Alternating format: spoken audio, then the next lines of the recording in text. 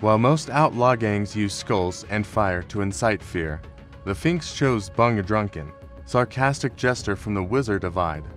Founded in 1969, they rejected traditional hierarchies, focusing power solely on the sergeant-at-arms.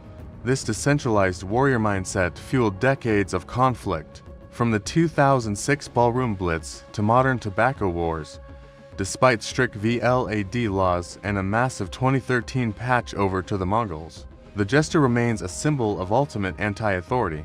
The iconography of Bung, defiance through the jester wit, really sets the Finks apart. It's just what they do, it's how they present themselves.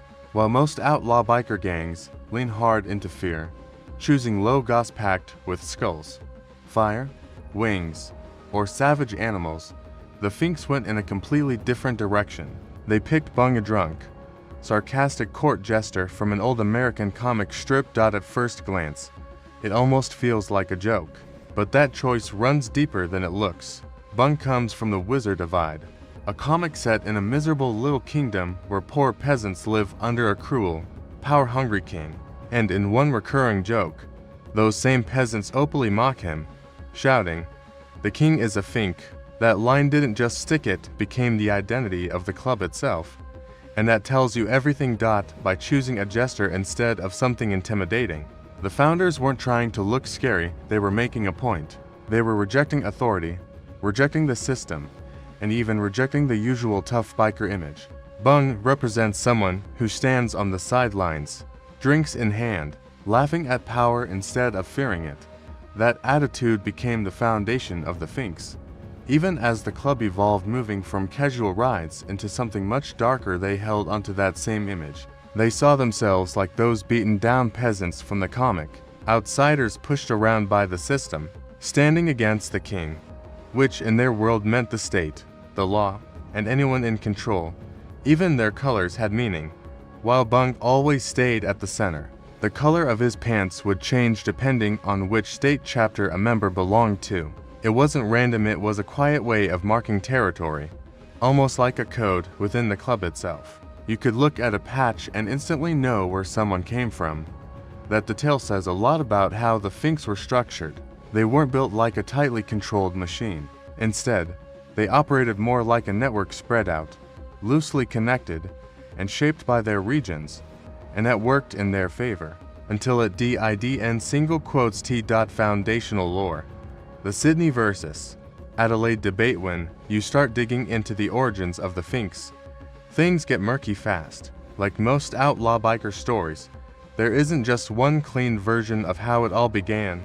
On paper, most official records point to Sydney, 1969. That's where the club is said to have been formed. But talk to people who've studied the culture closely, or those who've lived around it, and a different story starts to take shape. Many believe the real heart of the Finks wasn't Sydney at all. It was Adelaide. And that detail actually matters more than it sounds, because Adelaide wasn't just another city, it had a reputation. For decades, it was known as the beaky capital of Australia. That reputation goes all the way back to the 1920s. Now, it didn't have the same size or working class intensity as cities like Sydney or Melbourne, and the weather wasn't exactly biker friendly either. But somehow, it built something strong early on, a tight, loyal, and deeply rooted biker culture. Back then, these weren't criminal organizations. They were just groups of mates, small crews, often from the same backgrounds, Dutch, Swiss, Belgian guys, who bonded over bikes and a shared frustration with how they were treated on the road. Car drivers, or tin tops as they called them, and the people inside cages were seen as the enemy. Clubs like the Elizabeth Motorcycle Club or the Filthy Few weren't about crime. They were about belonging. But that didn't last. By the late 1960s, something shifted.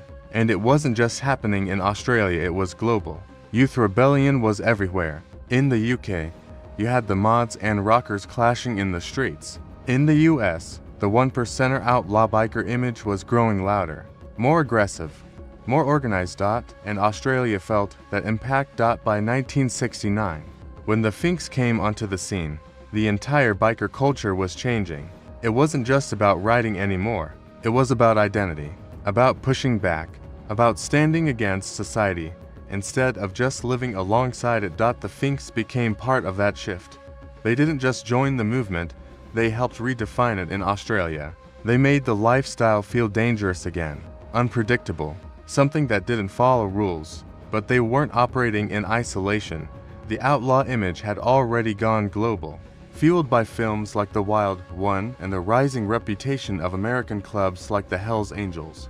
And then there was another factor: Vietnam. Australian soldiers, returning from the Vietnam War, had spent time alongside American troops. They saw how US biker gangs operated more structured, more militant, more organized, and some of that influence came back with them.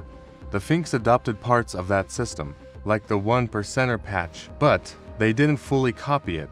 They kept it Australian. Loose, unpredictable, and deeply resistant to anything that felt too controlled, to corporate, structural anomalies, and the power of the sergeant at arms. And that mindset shows up clearly in how the Finks are built. Most major outlaw biker gangs follow a familiar structure. It's almost corporate when you look at it: president at the top, then vice president, secretary, treasurer, and the sergeant at arms. Everyone has a role. Everything runs in a chain of command, and that setup makes it easier to manage large-scale operations. The Finks didn't go that route. Instead, they stripped it back almost completely. Historically, the only role that really mattered inside the Finks was the sergeant at arms.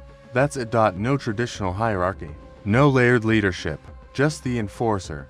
And that wasn't by accident, it was a choice, because the sergeant at arms isn't a figurehead. He's the one who handles discipline, security, and makes sure the rules are followed. He's the one who deals with problems directly. By putting that role at the center of everything, the Finks made it clear what kind of club they were. Not a business, not an organization built for smooth operations, but a club built around strength, control, and enforcement, a warrior mindset. And that's exactly why they've always been seen as more volatile than their rivals. Less predictable, harder to control, a structure that makes them hard to break. This loose, decentralized setup, and just different, it creates real problems for law enforcement. With most biker gangs, police know where to aim. You take down a national president, and the whole structure starts to shake. But the Finks don't work like that. There's no single head to cut off. Each chapter runs almost like its own crew, its own unit. So even if one part gets hit, the others keep moving. That makes the club incredibly hard to shut down, but it also comes with a downside. Without a strong central authority, things can crack from the inside.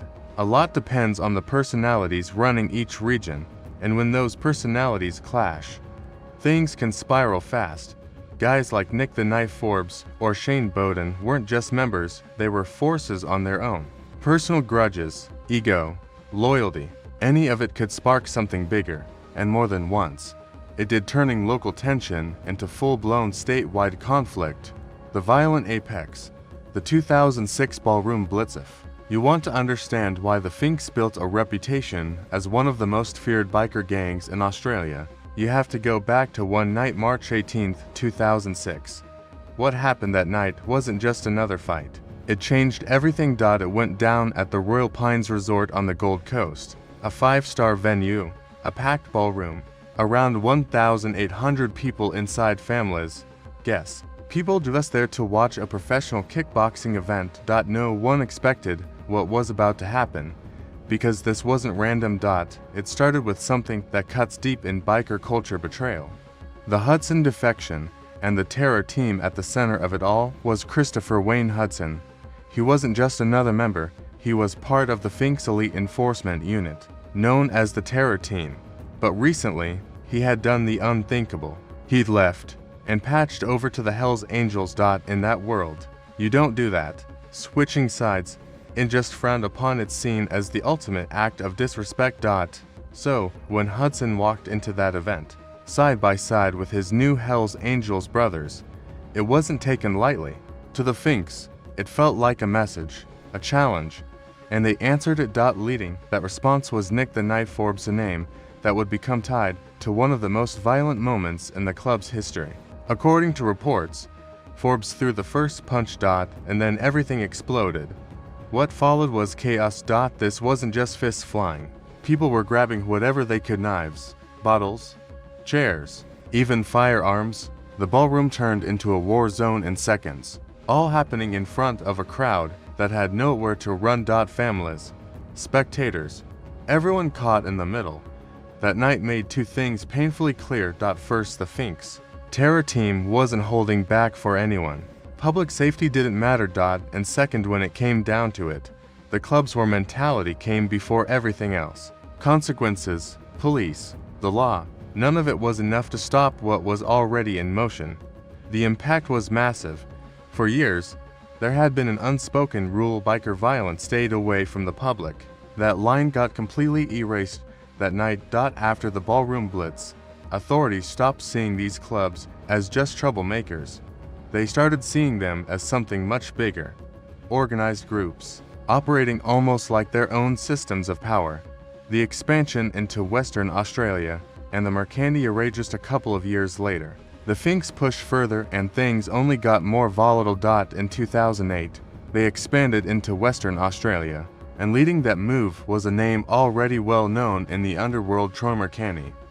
Mercanti wasn't new to this world. He had been a major figure in another club, the Coffin Cheaters, before being kicked out under bad circumstances. After that, he linked up with his associate Frank Kondo, a Finks member from South Australia. Together, they set up the Perth chapter, and that move didn't go unnoticed. Because Western Australia already had its power structure and the Coffin Cheaters were sitting at the top. The arrival of the Finks wasn't just expansion, it was a direct challenge. Tension built quickly, and by 2010, it boiled over. At the Kwinana Motorplex, another violent clash broke out. This time, it left a Finks member, Stephen Wallace, with 3 fingers severed. The fallout didn't end there. Several members, including Clovis Chikonga and Steven Silvestro, were later sentenced for their roles in the violence. This period exposed a pattern that kept repeating in the Finks story. They didn't just grow by recruiting, they grew by taking in high-profile defectors from rival clubs. Men like Mercanti brought experience, reputation, and enemies. So every time the Finks expanded, they weren't just getting stronger, they were inheriting old rivalries, old grudges, and unfinished wars. And that kept them locked in conflict. Constantly. The Broadbeach Brawl and the birth of VLADIF, the Ballroom Blitz, was a warning shot. Then what happened in 2013 was the breaking point.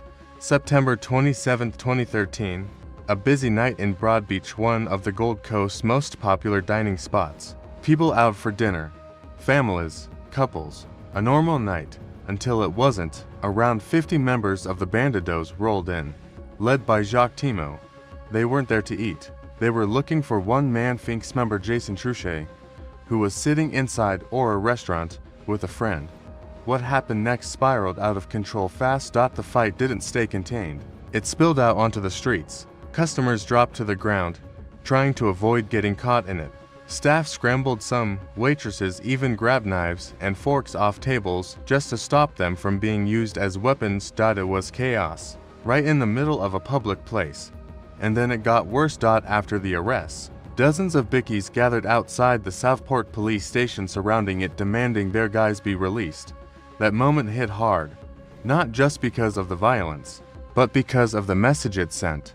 This wasn't hidden anymore. It was bold, public, and completely unapologetic. For the Queensland government, that was it. The Vicious Lawless Association Disestablishment (VLAD) Act response came quickly, and it came heavy. The government, led by Campbell Newman, introduced the VLAD Act in 2013. These weren't small changes. These were some of the toughest anti-Beaky laws the country had ever seen, designed specifically to break these clubs apart. The rules were strict. If you were convicted as part of a criminal organization, you didn't just serve your sentence, you got an extra 15 to 25 years. On top of it, members weren't even allowed to meet freely anymore. 3 or more gathering in public could be a problem. Riding together, wearing club colors in certain places, it was all restricted. Even jobs were affected. Work in security, tattoo shops, construction off limits, and if you were charged under these laws, prison conditions got harsher. Solitary confinement, limited contact with family. The Finks were right at the center of it. Even before VLAD, police had already been building a case, putting together a massive 1,000-page document outlining the criminal history of members to officially label the club as a criminal organization. The laws were controversial. Critics called them excessive, said they went too far. But there was no denying one thing: they worked. They disrupted everything. And for a lot of people, the impact went beyond beaky clubs. One group, known as the Yandina Five, ended up in solitary confinement for months just for having a drink together at a pub. For many, that became a symbol of how far things had gone. For the Finks, though, this wasn't just pressure. It was survival. The Great Patch Over, the Mongol merger of 2013. By October 2013, the situation had reached a tipping point. The laws were closing in. A high court challenge had failed, and the Finks were running out of options. So they made a move that shocked everyone. Instead of fighting it head-on, they changed. On a national level, most of the club voted to patch over, switching their identity completely and joining the US-based Mongols Motorcycle Club. This wasn't a small shift. It was the largest merger ever seen in Australia's biker world. Around 90% of members, roughly 400 men, ditched the familiar Bung Jester patch and replaced it with the Mongols' Genghis Khan logo. And it wasn't about loyalty. It was strategy. At that time, the Mongols weren't officially declared a criminal organization in Queensland. So by changing names, changing colors, and stepping under a different banner, they found a way to move around the laws and keep operating. But not everyone followed. A few chapters, mainly in Sydney, refused to switch. They stayed loyal to the Finks name, to Bung, to everything the club originally stood for. And just like that, the club split. Former brothers, now on different sides. Some wearing Mongols' colors, others still carrying the Jester. That fracture changed everything. The Mongols instantly became one of the most powerful biker groups in the country, but they didn't just gain numbers. They inherited the Finks' history, their rivalries, and their conflicts. And those didn't just disappear. The 2015 Resurgence and the Gold Bung Loggerby late 2015, something unexpected started happening. The Finks came back after the VLAD laws and that massive patch over to the Mongols. Most people, including law enforcement, thought the club was finished. On paper, it was gone, but reality told a different story. With a change in government and a softer approach toward biker groups, intelligence agencies began noticing signs of a comeback, especially around the Gold Coast. It caught attention because, technically, there shouldn't have been anything left to come back. But there was, and this version of the Finks wasn't the same as before. Reports suggested a lot of the new faces had links to the Hells Angels. That alone said a lot of alliances were shifting, loyalties were flexible, and recruitment had become more opportunistic than ever. Then there was the patch. Bung was still there, but now he was gold. That change wasn't just cosmetic. The Gold Bung logo pointed to something bigger, a working alliance between the Finks and the Comancheros, to groups that had their own histories, their own enemies, now finding common ground. The goal was simple: more territory, more influence, and backup when things turned violent. That alliance didn't last forever. It eventually faded, but for a time, it showed exactly how the Finks operate under pressure. They adapt, they shift, and they align when it suits them. The tragedy of Shane Bowden, a case study in betrayal. If you want one story that sums up just how volatile this world is, it's Shane Bowden. Bowden wasn't just another member. He was an enforcer, a key figure during the 2006 ballroom blitz, the kind of guy who lived and breathed that warrior mindset the Finks were known for: loyal, aggressive, deep in it. When the 2013 patch over happened, Bowden moved with it, joining the Mongols and relocating to Victoria. But years later, things went sideways. In 2020, he was kicked out, bad standing. In that world, that label isn't just a dismissal, it's a warning. It puts a target on your back. Reports say it came after he assaulted another member. After that, Bowden went back to the Gold Coast and back to the Finks. He didn't just rejoin quietly either. He was recruiting, trying to rebuild influence, trying to step back into power. And that didn't go unnoticed. To the Mongols. That move crossed a line. In October 2020. It ended. Bowden was at home in Pimpama when he was ambushed in his own driveway. Shot 21 times. At point blank range. No warning. No second chances. That killing said a lot. It showed that whatever brotherhood once existed, it wasn't what it used to be. This wasn't just about territory anymore, it had become personal. And it also revealed how far things had evolved. This wasn't random violence. It involved tracking, planning, surveillance, calculated moves, not impulsive ones. The modern frontier, Task Force Lunar, and the Tobacco Wars. As the years went on, the spotlight shifted. The big, public brawls, the kind that made headlines on the Gold Coast, started to fade. But that didn't mean the activity stopped. It just moved into something quieter and far more profitable. Illicit tobacco. By the 2020s, this had become a major battleground, especially in Victoria, with heavy taxes on legal cigarettes. The black market exploded into a multi-million-dollar industry, and the Finks were right in the middle of it. This conflict, often called the Tobacco Wars, isn't simple. It involves multiple players, including Middle Eastern crime networks and different biker groups, all fighting for control of the same money flow. And where there's that kind of money, there's violence. Arson and extortion as a business model, particularly under Task Force Lunar, began linking the Finks to a series of attacks across Melbourne and regional Victoria. The pattern was clear. Business owners, tobacco shops, gyms, restaurants would be approached and told to sell certain products and pay a weekly fee. Attacks just to keep operating. If they refused, the consequences came fast. Firebombings, arson attacks, businesses going up in flames overnight. It wasn't random, it was systematic. And in early 2024, authorities pushed back. A joint operation between Victoria Police and the Australian Federal Police led to multiple arrests, including patched Finks members. Charges included arson-related offenses and aggravated carjacking. The scale of what they found was massive: millions of cigarettes, huge amounts of loose tobacco, and large quantities of vapes, all worth millions.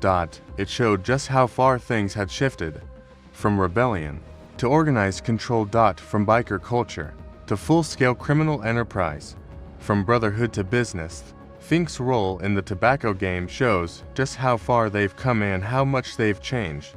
This isn't the same club that started out in Adelaide, riding Hollies and just looking for a good time. What we're seeing now is something more structured, more calculated. This is crime for profit, organized, controlled, and run through a chain of command. It's a completely different world from those early days.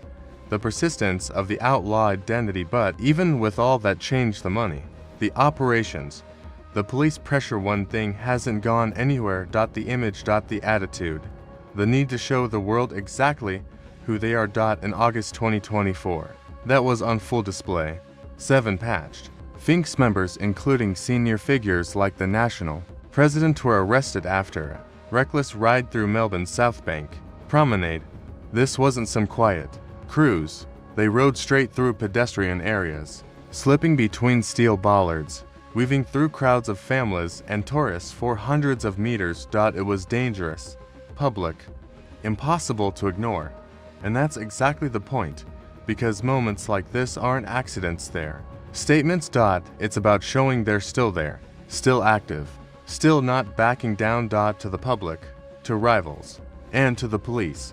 A message that says they're not intimidated, that they still see themselves as operating above the rules everyone else follows. Synthesis, the resilience of the gesture. When you step back and look at the full picture, the story of the Finks is about one thing more than anything else: survival.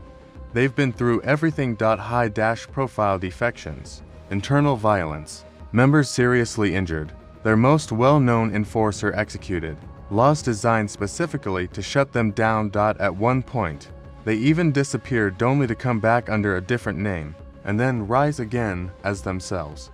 That kind of survival doesn't happen by accident. It's built into who they are, because at the center of it all is Bung the Jester. Not just a logo, but a mindset, a symbol of people who define themselves by standing against authority, against the system, against the king.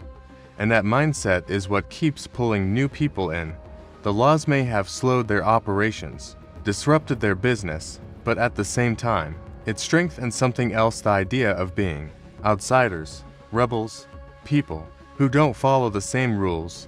And that's powerful. The Finks today aren't just a group of bikers getting into trouble now and then.